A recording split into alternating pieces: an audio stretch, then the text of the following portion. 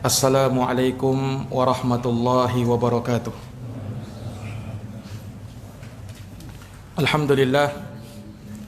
Alhamdulillahi rabbil alamin, wal aqibatu lil muttaqin, wala udwana illa 'alal zalimin.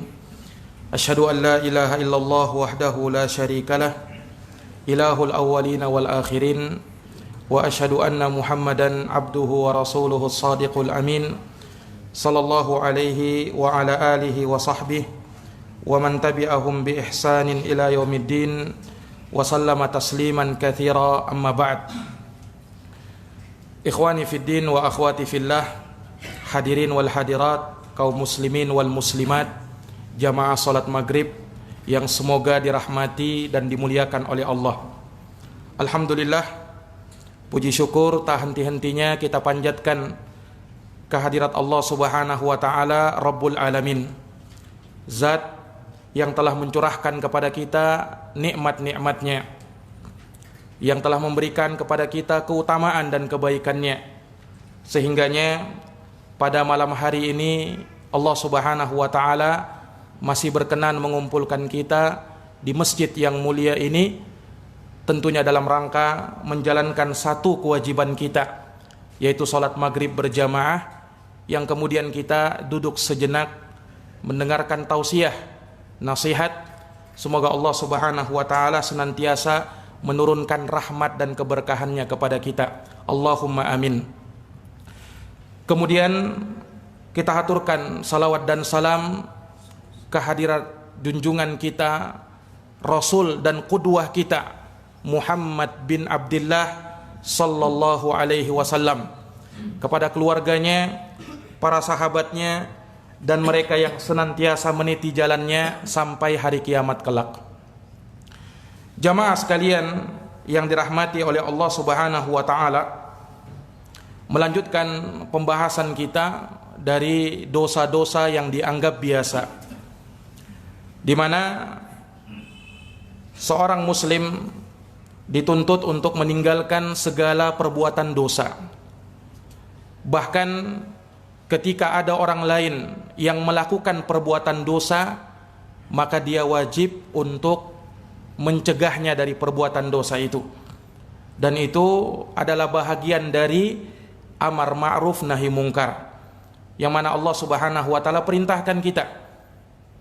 Dan Allah Subhanahu wa taala menjadikan umat ini umat yang terbaik manakala mereka menegakkan al-amru bil ma'ruf wan nahyu anil munkar.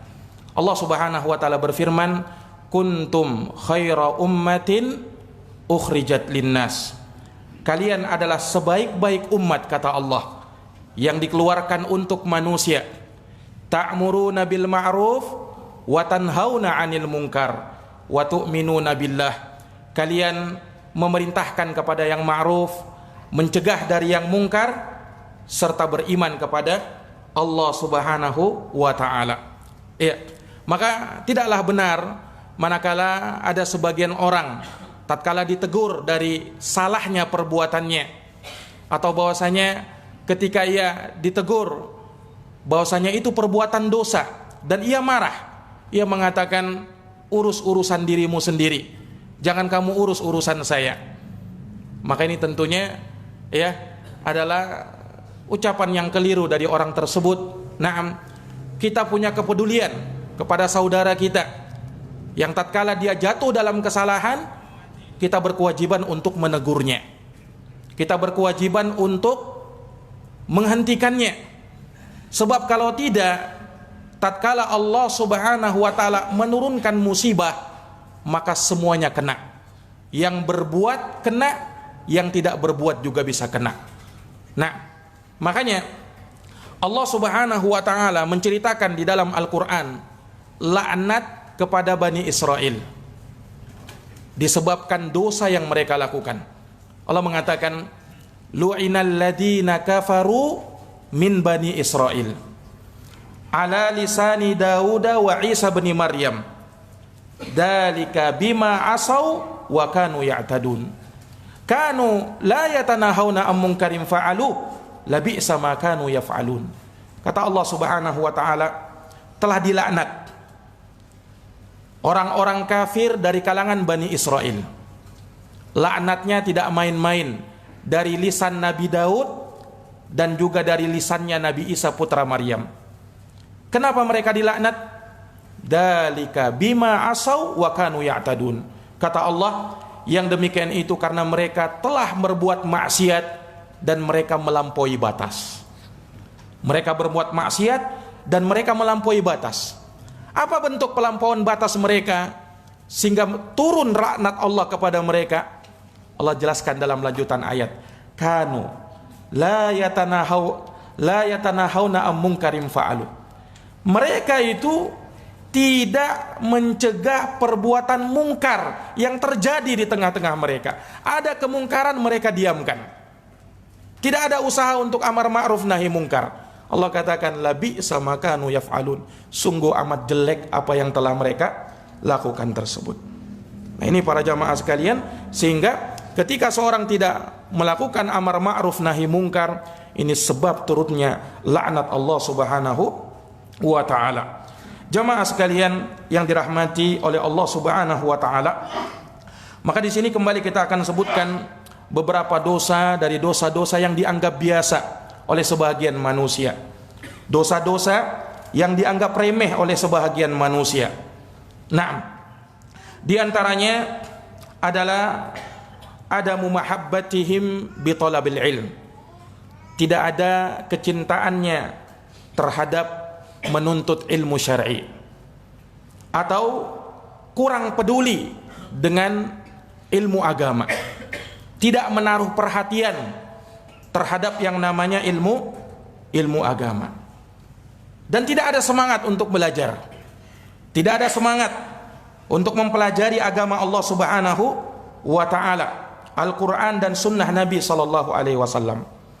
Padahal Rasulullah mengatakan di dalam hadis yang diriwayatkan Imam Ibnu Majah, talabul ilmi faridatun ala kulli muslim. Menuntut ilmu itu, kata Nabi, wajib atas setiap muslim. Perhatikan sabda Nabi ini, faridatun ala kulli muslim. Nuntut ilmu itu, kata Nabi, wajib atas setiap muslim. Apa maknanya? Kalau sesuatu itu dikatakan wajib, berarti kalau kita kerjakan ikhlas karena Allah, kita mendapat pahala. Tapi kalau kita tinggalkan, maka kita mendapat dosa. Ini makna dari sabda Nabi sallallahu alaihi wasallam, talabul ilmi faridatun ala kulli muslim. Menuntut ilmu itu wajib bagi setiap muslim. Ini jamaah sekalian yang dirahmati oleh Allah. Iya. Oleh karenanya ini di antara dosa-dosa yang dianggap sepele oleh manusia, tidak ada kecintaan untuk menuntut ilmu agama, tidak ada perhatian terhadap agama Allah Subhanahu wa taala. Demikian yang kita saksikan terkadang pada sebagian orang, ya, tatkala diadakan majelis-majelis ilmu di masjid-masjid Allah Subhanahu wa taala, sedikit yang mau menghadirinya. Ya, sedikit yang mau menghadirinya. Ya, padahal Rasulullah mengatakan apa? Majelis ilmu itu apa? Kata Nabi SAW, majelis ilmu itu raudhatun min riyadil jannah. Dia adalah taman dari taman-taman surga. Kata Nabi, idza marartum bi riyadil jannah farta'u. Apabila kalian melewati taman surga, maka singgah di situ, kata Nabi. Para sahabat tanya, ya Rasulullah, wa ma riyadul jannah? Apa itu taman surga yang ada di dunia? Kata Nabi, hilaqud dzikir.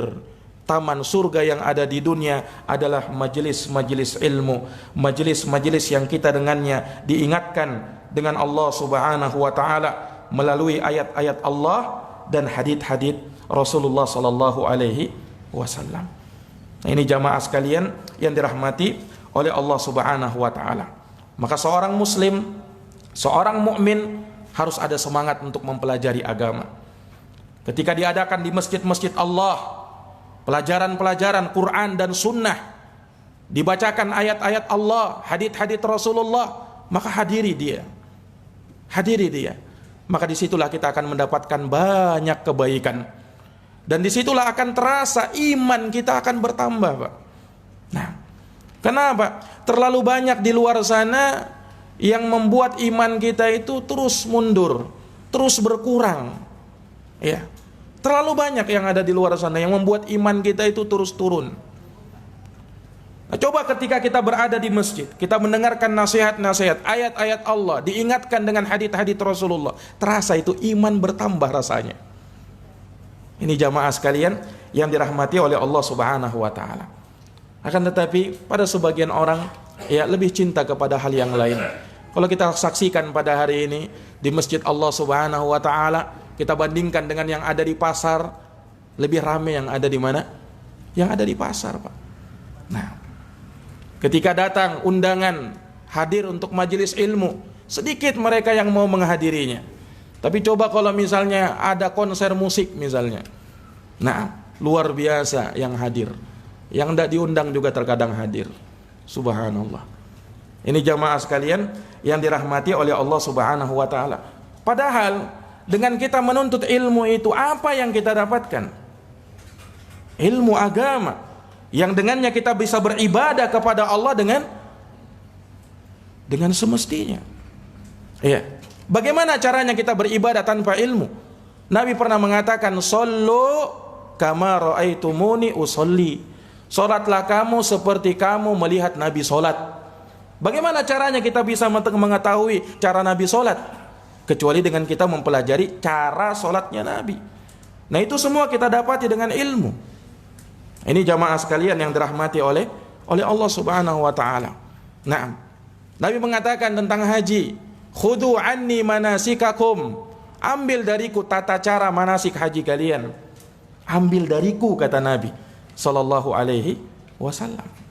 Ini mengisyaratkan kepada kita agar kita belajar ilmu itu. Ya. Amalan menjadi sia-sia kalau tidak dilandasi dengan ilmu, Pak. Dalam hadis riwayat Muslim, Rasulullah mengatakan, "Man amila amalan laisa alaihi amruna fahuwa raddun." Barang siapa yang beramal suatu amalan yang tidak sesuai dengan perintahku, kata Nabi, yang tidak sesuai dengan tuntunanku, maka amalannya tertolak. Nah, ini jamaah sekalian ya, mengharuskan kita untuk mempelajari ilmu agama. Ada perhatian terhadap ilmu agama. Nah ini untuk diri kita. Demikian pula kita wajib untuk mengajarkan ilmu itu kepada keluarga kita. Bukankah Allah mengatakan, "Qu anfusakum wa ahlikum nara." Jaga dirimu, kata Allah, dan jaga keluargamu dari api neraka. Kata sahabat Sayyidina Ali bin Abi Thalib radhiyallahu anhu, "Ai addibuhum wa 'allimuhum." Ajarkan kepada mereka adab, ajarkan kepada mereka ilmu. Itu terhadap keluarga kita.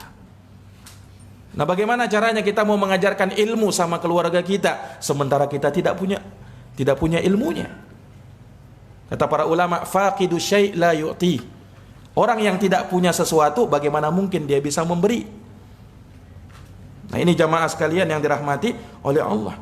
Nah, ini seluruhnya memberikan pelajaran kepada kita akan wajibnya kita mempelajari agama Allah Subhanahu wa taala. Kemudian jamaah sekalian yang dirahmati oleh Allah Subhanahu wa taala, ya, para ulama kita menasihatkan kepada kaum muslimin untuk belajar. Ya, minimal dia bisa cinta kepada ilmu agama, ada perhatian terhadapnya.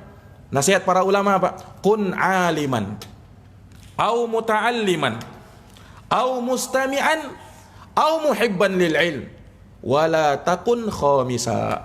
Kata Nabi, jadilah kamu orang yang berilmu. Kalau tidak mampu, jadilah kamu orang yang belajar ilmu. Atau paling tidak, jadilah kamu orang yang setia mendengarkan majelis ilmu. Paling minimalnya kamu cinta kepada ilmu. Dan jangan jadi orang yang kelima. Siapa orang yang kelima? Dia bukan alim, orang tidak mau belajar, tidak suka mendengarkan majelis ilmu, tidak cinta lagi kepada ilmu. Kira-kira mau jadi apa? Ini jamaah sekalian yang dirahmati oleh Allah Subhanahu wa taala. Nah, kalau kita sadar ya, dalam urusan dunia saja, kalau kita misalnya mau melamar sebuah pekerjaan, Pak, melamar sebuah pekerjaan di suatu perusahaan, ya, tapi dia hanya punya ijazah SD. Punya ijazah SD. Kira-kira diterima atau tidak, Pak? Kemungkinan diterimanya kecil ya. Karena sekarang orang butuh ijazah ya kan. Padahal dia lulus SD. Kelas 1, kelas 2, kelas 3 ranking 1. 4, 5, 6 begitu juga ranking 1 di kelasnya. Tapi tetap tidak bisa diterima. Kenapa? Ijazahnya baru SD. Nah kira-kira dia belajar berapa tahun itu, Pak? SD itu dari kelas 1 sampai kelas 6. TK-nya lagi 6 tahun ya. Subhanallah. Bersamaan dengan itu belum cukup. Belum cukup dia. Subhanallah. Nah ini jamaah sekalian yang dirahmati oleh Allah Subhanahu wa ta'ala. Nah ini dalam perkara dunia. Ilmu dalam perkara dunia. Yang mana ilmu dalam perkara dunia ini tidak juga semuanya kita gunakan, ya kan? Dalam urusan dunia. Dalam berdagang misalnya. Ada tidak yang berdagang keluar rumus logaritmanya misalnya. Atau pakai rumus jajaran genjang misalnya. Kan tidak ada yang seperti itu. Nah sementara ilmu agama itu kita gunakan seluruhnya. Kita gunakan semuanya. Nah ini para jamaah sekalian yang dirahmati oleh Allah Subhanahu wa ta'ala. Ilmu agama itulah yang akan memberikan manfaat di dalam hidup kita. Ilmu agama itulah yang akan memberikan keselamatan kita nanti di dunia dan di akhirat.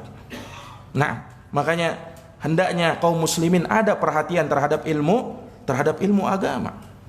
Tentunya kita sadar semua, kita diciptakan oleh Allah untuk beribadah. Wa ma khalaqtul jinna wal insa illa liya'budun. Aku tidak ciptakan kalian jin dan manusia kecuali satu tujuannya, untuk beribadah kepada Allah Subhanahu wa ta'ala. Nah tentunya ibadah nanti benar kalau landasannya dibangun di atas ilmu. Orang yang beribadah, Pak, belum tentu dia sukses dengan ibadahnya. Saya katakan, orang yang beribadah kepada Allah belum tentu dia sukses dengan ibadahnya. Orang yang sholat belum tentu dia sukses dalam sholatnya. Orang yang berpuasa belum tentu dia sukses dalam puasanya. Ada satu hadis yang cukup membuat bulu kuduk kita merinding, Pak, mendengarkannya. Apa kata Nabi SAW? Nabi pernah mengatakan, innar rajula la yusalli sittina sanah fala tuqbal lahu salatun. Apa kata Nabi SAW?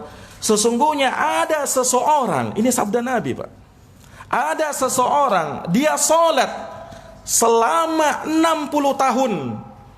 60 tahun dia sholat, namun tidak ada satupun sholatnya yang diterima oleh Allah. Lihat, padahal ini sudah sholat ini. Tidak ada satupun sholatnya yang diterima oleh Allah. Kira-kira 60 tahun sholat, Pak. Kira-kira berapa kali sholat dia kerjakan itu? 60 tahun. Tidak usah kita hitung yang sunnahnya, yang wajibnya saja berapa itu. Berapa rakaat yang dia telah kerjakan. Berapa ribu sujud yang dia telah lakukan kepada Allah Subhanahu wa ta'ala. Tapi kata Nabi apa? Tidak ada satupun sholatnya diterima oleh Allah Subhanahu wa ta'ala. Kenapa? Salah satu sebabnya kata para ulama, karena dia melakukan ibadah itu, sholat itu tidak sempurna, ya, dan tidak dibangun di atas ilmu. Kata Nabi SAW melanjutkan, la'allahu yutimmu ruku'ahu wa la yutimmu sujudahu. Wala'allahu yutimmu sujudahu wala yutimmu ruku'ahu. Ya, orang ini terkadang sempurna rukunya tapi tidak sempurna sujudnya. Terkadang sempurna sujudnya tapi tidak sempurna rukunya. Yani dia sholat tidak tumakninah. Sementara kita tahu tumakninah itu rukun di dalam sholat. Nah kalau dia sekedar sholat, asal-asalan sholat, Allah Subhanahu wa ta'ala masih mengancam di dalam Quran, fawailul lil musallin, celaka orang yang sholat, alladzina hum an sholatihim sahun, yang mereka ini lalai di dalam sholatnya. Ya sholat sekedar sholat.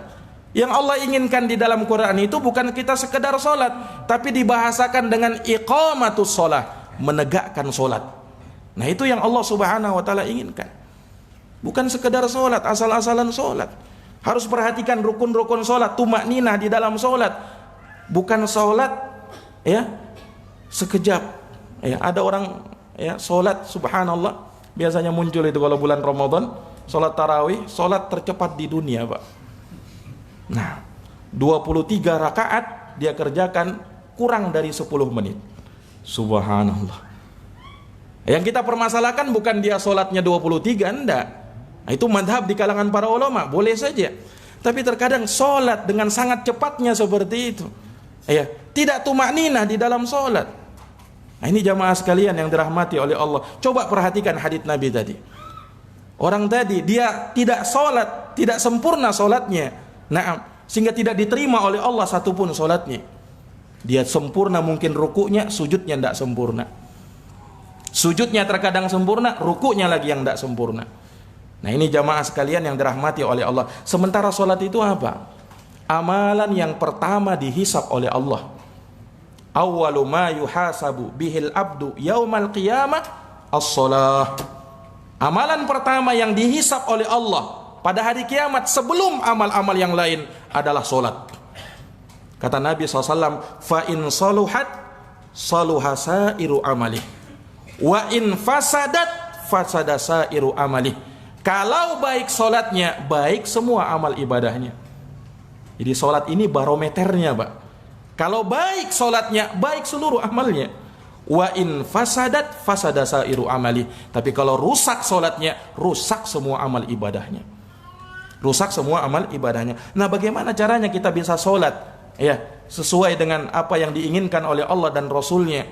Sholat kita bisa diterima oleh Allah Subhanahu wa ta'ala. Lakukan sholat itu sesuai dengan apa yang dituntunkan oleh Nabi. Lakukan sholat itu dibangun di atas ilmu agama. Nah, sehingga kembalinya kepada ilmu. Harus ada perhatian kita terhadap ilmu agama. Harus ada perhatian kita kepada ilmu agama. Nah, agama Islam ini agama ilmiah, Pak. Walhamdulillah, segala sesuatunya bisa dibuktikan oleh dalil. Nah, dari A sampai Z, dari perkara yang kecil sampai terbesar, diterangkan dan dijelaskan di dalam agama kita, agama Islam. Sampai dalam perkara yang sepele, orang menganggap mungkin dijelaskan atau tidak, ternyata dijelaskan di dalam agama ini. Makanya ada seorang Yahudi, ya, datang kepada sahabat Salman Al-Farisi, tanya sama sahabat Salman, hal 'allamakum nabiyyukum kulla syai'in hatta al-khira'ah? Wahai Salman, apakah benar nabimu telah mengajarkan kepadamu segala sesuatu sampai tata cara buang hajat? Apakah itu juga diajarkan di dalam agamamu? Kata sahabat Salman, ajal, na'am, Rasulullah mengajarkan kepada kami sampai pun dalam tata cara buang hajat. Yang itu tidak diajarkan di dalam agama kalian. Tidak ada yang sempurna, ya. Agama yang paling sempurna mengajarkan tata cara di dalam ibadah, mengatur bagaimana kehidupan kita ini selain Islam. Ya, subhanallah, kalau kita melihat, Pak, buku-buku para ulama itu luar biasa menerangkan tentang agama ini. Ada sebuah kitab, sebuah buku karya Imam Al-Hafidh Ibnu Rajab rahimahullahu taala, judulnya Ahkamul Khotam. Hukum-hukum seputar cincin. Tebal bukunya, Pak, segini. Tebal bukunya segini. Berbicara hanya seputar hukum cincin saja. Subhanallah, kira-kira apa yang dibicarakan di situ, ya? Ya. Kalau kita kan taunya pakai saja, Pak, ya. Pakai cincin saja. Padahal ada hukum-hukumnya itu. Dijelaskan oleh para ulama kita. Nah, subhanallah, ini menunjukkan sekali lagi agama kita ini agama yang ilmiah. Agama yang ilmiah. Makanya seorang tidak boleh berbicara tanpa ilmu. Wala taqfu ma laysa laka bihi ilm, inna sam'a wal basar wal fuad kullu ulaika kana anhu mas'ula. Janganlah kamu berhenti terhadap sesuatu yang kamu tidak punya ilmu terhadapnya. Kenapa? Karena pendengaran, penglihatan, hati ini semuanya akan dimintai pertanggungjawaban oleh Allah Subhanahu wa taala. Mani, jamaah sekalian yang dirahmati oleh Allah Subhanahu wa taala. Maka dari dosa yang terkadang dianggap remeh oleh sebagian manusia adalah tidak ada perhatian kepada ilmu agama. Nah, seorang muslim hidup di dunia ini, dia harus meluangkan waktunya, menjadikan hidupnya belajar ilmu agama, ya, perhatian terhadap ilmu agama, supaya dia bisa beribadah kepada Allah Subhanahu wa taala dengan benar. Tentunya berbeda, Pak, orang yang beribadah tapi dia tidak tahu ibadahnya ini apa itu maknanya, dengan orang yang beribadah dalam kondisi dia tahu apa yang dia baca. Berbeda sekali jamaah sekalian yang dirahmati oleh Allah. Makanya ada orang yang beribadah kepada Allah, nah, sama gerakan ibadahnya, sama gerakan sholatnya, tapi antara dia dengan orang tersebut seperti antara bumi dan langit. Sangat jauh sekali perbedaannya. Kenapa? Yang satu beribadah asal-asalan, tapi yang satu beribadah dibangun di atas ilmu. Itulah yang menjadikan amal ibadah kita pahalanya dilipat gandakan oleh Allah Subhanahu wa taala. Nah, ini jamaah sekalian yang dirahmati oleh Allah Subhanahu wa taala. Kemudian dari dosa yang terkadang dianggap remeh, dianggap biasa oleh sebahagian manusia, ya ini terkadang sebagian manusia tidak memperhatikan amalan-amalan hati. Terkadang manusia sibuk memperbaiki amalan-amalan zahir yang nampak, sementara amalan batin mereka tidak perhatikan. Padahal yang menentukan benar tidaknya amalan zahir kita adalah apa yang ditentukan oleh amalan batin kita. Kalau benar batin kita, maka akan mengikut zahir kita pun akan bagus. Makanya perbaiki hati, Pak. Ya, kata Nabi sallallahu alaihi wasallam, Pak, "Inna fil jasadi mudghatan." Sesungguhnya dalam tubuh manusia ada sekerat daging. Idza saluhat saluha sairu jasadi. Kalau baik itu, maka baik pula seluruh jasadnya. Kalau dia rusak, rusak pula seluruh jasadnya. Kata Nabi, ala wahyal qalbu. Ketahuilah, dia adalah qalbu, hati-hati manusia. Hati manusia. Nah, ini jamaah sekalian yang dirahmati oleh Allah. Allah tidak melihat kepada bentuk kalian, Allah tidak melihat kepada rupa kalian, ganteng tidaknya kalian, cantik tidaknya kalian, banyak tidaknya duit kalian. Allah tidak melihat itu. Innallaha la yanzur ila ajsamikum wala ila suwarikum walakin yanzuru ila qulubikum wa a'malikum. Allah tidak lihat itu semua, tapi yang Allah lihat adalah hati-hati kalian. Itu yang Allah Subhanahu wa taala lihat. Ini jamaah sekalian yang dirahmati oleh Allah. Nah, makanya yang paling selamat itu nanti di akhirat Allah Subhanahu wa taala adalah takwa. Orang yang paling bertakwa. Inna akramakum indallahi atqakum. Yang paling mulia di antara kalian adalah yang paling bertakwa. Sementara Nabi mengatakan at-taqwa hahuna, at-taqwa hahuna, at-taqwa hahuna wa yushiru ila sadrih. Nabi berkata, takwa itu di sini. Takwa itu di sini. Takwa itu di sini. Nabi berisyarat ke dadanya, yaitu di dalam hati manusia. Nah, ini jamaah sekalian yang dirahmati oleh Allah Subhanahu wa taala. Ya, perbaiki amalan-amalan hati. Nah, dan amalan hati ini yang paling sulitnya memang. Yang paling sulitnya. Tapi Pak, kalau misalnya kita ajarkan cara kita berwudu dalam sholat. Begini caranya, sunnah-sunnahnya seperti ini, rukun-rukunnya ini, wajib-wajibnya ini, kita jelaskan. Mungkin banyak dari jamaah yang bisa mempraktekannya dengan sempurna. Kenapa? Amalan zahir, ya kan? Tapi coba misalnya kita ajarkan khusyuk di dalam sholat. Khusyuk di dalam sholat. Tahu kita kadang sudah ilmunya, tapi apakah bisa langsung mempraktekannya? Bisa dia khusyuk di dalam sholatnya seketika itu juga, dan sampai seluruh sholat-sholatnya yang lain, padahal sudah tahu ilmunya kan? Kenapa? Amalan batin, Pak. Batin itu. Kalau yang zahir mudah kita praktekkan, ya kan? Mudah kita praktekkan. Tapi yang batin ini nih, yang batin ini terkadang sulit. Nah, makanya para ulama kita rahimahumullahu taala ya mengatakan jahattu nafsi kai akhsya fis shalah 20 sanah. Saya berjihad, bersungguh-sungguh untuk diriku agar aku bisa khusyuk di dalam solat. Aku lakukan hal tersebut selama 20 tahun. Lamanya itu. Ya. Khusyuk di dalam solat, Pak. Subhanallah. Bagaimana kita bisa mendapatkan ketenangan di dalam solat? Tidak ada pikiran macam-macam, tidak ada pikiran yang lain. Solat itu sebentar saja, ya kan? Tapi subhanallah, syaitan mengambil kesempatan di situ agar manusia buyar konsentrasinya.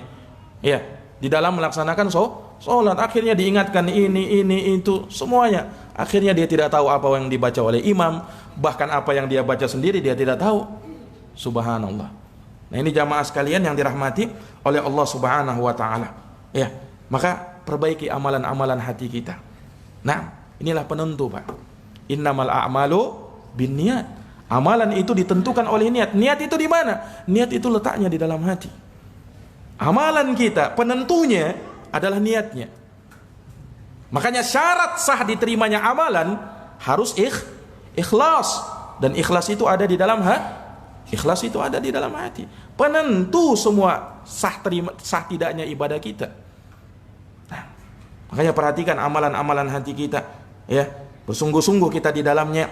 Naam, agar kita bisa menjadi ibadah-ibadah kita diterima oleh Allah Subhanahu wa taala, dan Allah Subhanahu wa taala memuliakan kita dengan hal tersebut. Nah, jamaah sekalian yang dirahmati oleh Allah, terlalu banyak dosa-dosa yang terkadang dianggap biasa oleh manusia. Nah, demikian pula dari dosa riba, ya, muamalah dengan muamalah riba. Nah, tentunya tidak samar bagi kita. Ya, dosa riba ini dosa yang paling besar, di antara dosa yang paling besar. Diceritakan ada salah seorang, ya, di masanya Imam Malik rahimahullahu taala, seorang yang mabuk luar biasa, sehingga seakan-akan dia ingin mengambil bintang di atas langit karena saking telernya dia. Nah, ada orang lihat, ya, betapa orang ini yang tadinya waras menjadi seakan-akan tidak waras. Kenapa? Karena minuman itu. Mabuk dia. Nah, ada seorang pemuda lihat, ya, orang yang mabuk tadi, nah, teler kemudian seperti orang gila. Dia berkata, aku bersumpah istriku tertalak kalau ada makanan atau minuman yang masuk di dalam perut anak Adam lebih mengerikan dari khamar. Dari apa? Dari minuman keras ini. Ngeri sekali ini. Ketika masuk di dalam perut manusia, ya, yang tadinya waras menjadi tidak waras, kayak orang gila. Maka dia menyangka tidak ada makanan atau minuman yang masuk ke dalam perut anak Adam yang lebih mengerikan, lebih berbahaya daripada khamar yang memabukkan itu. Dia sudah bersumpah tadi kan, istri saya tertalak kalau memang ada makanan dan minuman yang lebih bahaya, lebih ngeri daripada khamar. Akhirnya dia pun galau dengan ucapannya tadi. Kalau memang benar ada, istrinya jadi taruhannya, tertalak istrinya, dan dia sudah bersumpah seperti itu. Nah, jamaah sekalian yang dirahmati oleh Allah, akhirnya dia datang kepada Imam Malik bin Anas rahimahullah, Imam Darul Hijrah, gurunya Imam Syafi'i. Imam Syafi'i. Tanya kepada Imam Malik, dia ceritakan keadaannya. Wahai Imam, tadi saya ketemu seorang mabuk, ya. Naam, yang tadinya dia waras menjadi tidak waras, jadi kayak orang gila. Dan saya bersumpah, istri saya tertalak kalau ada yang masuk di dalam perut anak Adam lebih mengerikan daripada khamar. Saya menyangka, wahai Imam, khamar ini yang paling berbahaya sudah. Apakah memang betul seperti itu? Maka kata Imam Malik rahimahullahu taala, kamu pulang dulu ke rumahmu, nanti saya akan bahas masalahmu ini. Ini Imam Malik rahimahullah. Beliau tidak langsung jawab. Iya, kenapa? Beliau cari dulu ilmunya, referensinya. Pulang dulu. Akhirnya orang ini pulang. Besoknya dia datang kepada Imam Malik, tanya lagi, bagaimana wahai Imam Malik? Kata Imam Malik rahimahullahu taala, zaujatuka taliqah, istrimu tertalak. Berarti apa? Ada makanan dan minuman yang masuk ke dalam perut anak Adam lebih mengerikan dari khamar. Kata beliau rahimahullahu taala Imam Malik, tasaffahtu kitab Allah, aku telah bolak-balik membaca Al-Qur'an ini, aku tidak dapati dosa yang lebih mengerikan, barang atau makanan minuman yang masuk ke dalam perut anak Adam yang lebih berbahaya daripada riba, yang lebih berbahaya daripada makanan hasil riba. Na'udzubillahi min dzalik. Ini jamaah sekalian yang dirahmati oleh Allah, ternyata riba, makanan dari hasil riba lebih mengerikan daripada khamar, Pak. Ini kata Imam Malik rahimahullah. Kenapa?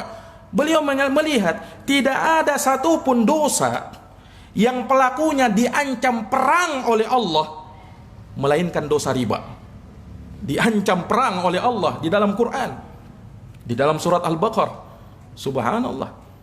Nah, Allah mengatakan fa'danu biharbi minallahi wa rasulih. Umumkan kepada pelaku riba perang dari Allah dan Rasulnya. Perang, Pak. Tidak ada dosa yang seperti itu. Nah, ini jamaah sekalian yang dirahmati oleh Allah. Kita tahu besarnya dosa zina kan?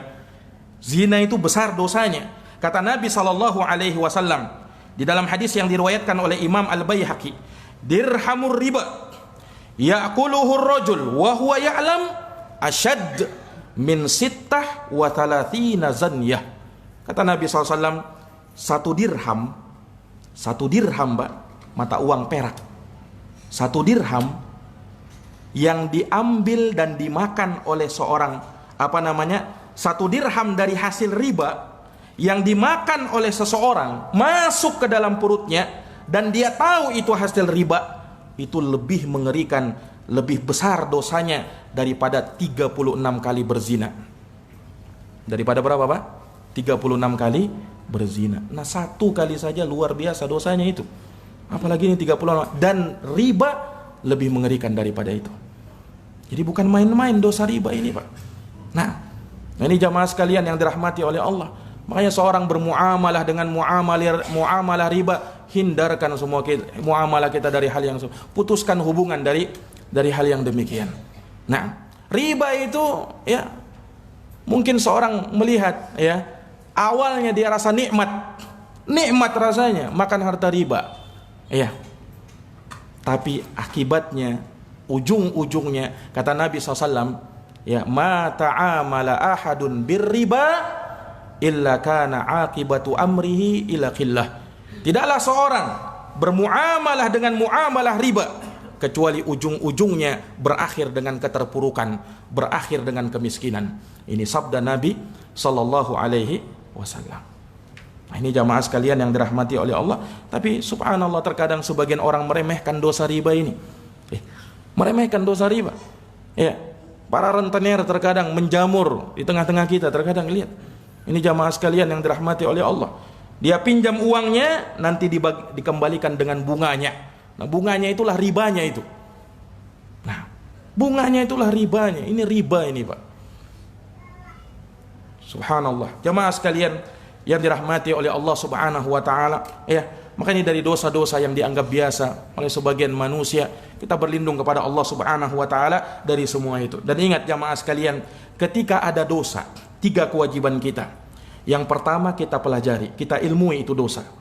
Kita ilmu bukan untuk melakukannya. Araftu syarra la li syarri walakin litawaqih. Aku mengetahui yang jelek itu jelek bukan untuk melakukannya, tapi untuk waspada darinya. Jadi kita tahu ini dosa supaya apa? Supaya kita waspada, jangan sampai terjatuh ke dalamnya. Nah, terkadang kita tahu ini dosa, tapi kita masih menganggapnya remeh, sepele saja, biasa saja. Nah, tapi kalau kita tahu ilmunya, Pak, oh, kita akan berhati-hati. Oh, ini besar, ini dosanya ini. Tidak main-main ini. Ini jamaah sekalian yang dirahmati oleh Allah. Ilmui dia. Kemudian yang kedua, kewajiban kita terhadap dosa, benci dia. Benci dia. Dan yang ketiga, kewajiban kita, jangan sampai kita terjatuh ke dalamnya. Jaga diri kita, jaga keluarga kita. Jangan sampai terjerumus ke dalam dosa itu. Nah, ini kewajiban kita jamaah sekalian yang dirahmati oleh Allah. Karena dosa itu sekali lagi akan menghilangkan kenikmatan seorang beribadah kepada Allah Subhanahu wa taala. Nikmat yang dia rasakan selama ini ketika beribadah kepada Allah menjadi hilang. Kenapa? Karena dosa yang dia lakukan. Karena dosa yang dia lakukan. Seorang yang terjatuh misalnya dalam perbuatan zina, kenikmatan dari yang halal akan dicabut dari dirinya. Ya, ada salah seorang, Pak, seorang pemuda yang baru dia menikah dengan istrinya, ya, datang kepada Imam Syafi'i, tanya sama Imam Syafi'i, wahai Imam, ya, saya sudah menikahi istri saya, tapi kok kenapa, ya, saya melihat istriku itu tidak secantik yang pertama kali saya melihat dia. Kenapa wahai Imam? Dia tanya sama Imam Syafi'i. Apa nasihatnya Imam Syafi'i? Kata beliau, ghabdi basarak. Kamu coba tundukkan pandanganmu dari yang haram. Itu nasihatnya Imam Syafi'i rahimahullah kepada pemuda ini. Akhirnya apa? Pemuda ini memegang kuat-kuat nasihatnya Imam Syafi'i. rahimahullahu taala. Sebulan kemudian bertemu lagi dengan Imam Syafi'i. Imam Syafi'i bertanya, "Ma sya'nuka bi zaujatik?" Wahai pemuda, bagaimana kamu dengan istrimu? Apa kata pemuda ini? "Wahai Imam, ya, sesungguhnya istriku subhanallah telah berubah menjadi wanita yang sangat cantik, persis seperti aku pertama kali melihatnya." Kata pemuda ini. Kok bisa seperti itu? Nah, kata Imam Syafi'i, "Wahai pemuda, sesungguhnya istrimu ya seperti itu saja." Nah, akan tetapi ketika kamu ya melakukan apa yang aku nasihatkan, kamu tundukkan pandanganmu dari yang haram, maka Allah kembalikan nikmat tadi. Allah kembalikan nikmat tadi. Yang ketika kamu dahulunya mengumbar pandanganmu dari yang haram, akhirnya kamu dengan istrimu dicabut kenikmatan itu. Dicabut kenikmatan itu. Nah, ini para jamaah sekalian yang dirahmati oleh Allah Subhanahu wa taala. Ya, maka seorang ya mesti memutuskan hubungan dari dosa-dosa itu. Kenapa? Agar kenikmatan yang dia rasakan ketika beribadah kepada Allah Subhanahu wa taala itu bisa kembali kepada dirinya. Bisa kembali kepada dirinya. Seorang ketika melakukan perbuatan dosa, ya, berat baginya dia ketika mau melakukan ibadah. Nah, itulah yang menghalangi kita dari beribadah kepada Allah. Berat dia. Kenapa? Yang membuat dia berat itu adalah dosanya. Padahal ibadah itu asalnya nikmat. Nabi mengatakan, "Ju'ilat liyas shalah qurratu aini." Salat itu dijadikan sebagai yang bisa menyejukkan pandanganku. Nabi pernah mengatakan, "Ya Bilal, arihna bis shalah." Wahai Bilal, jadikan kami itu beristirahat dengan salat. Subhanallah. Berbeda dengan sebagian orang, Pak. Salat itu subhanallah beratnya bukan main. Nah, ketika dia berdiri seperti berdiri di atas bara api, pengen cepat-cepat selesai salatnya, apalagi kalau imamnya bacaannya panjang-panjang. Nah, ini jamaah sekalian yang dirahmati oleh Allah. Kalaupun dia salat, terkadang salatnya seperti orang munafik. Kata Nabi SAW, "Tilka salatul munafiqin." Itulah salatnya orang-orang munafikin. Orang munafik kalau salat dia sengaja tunda-tunda waktunya sampai di akhir waktu baru mau salat. Ketika dia salat, fanaqara naqratal ghurab, dia mematuk seperti patukan burung gagak karena saking cepatnya dia salat.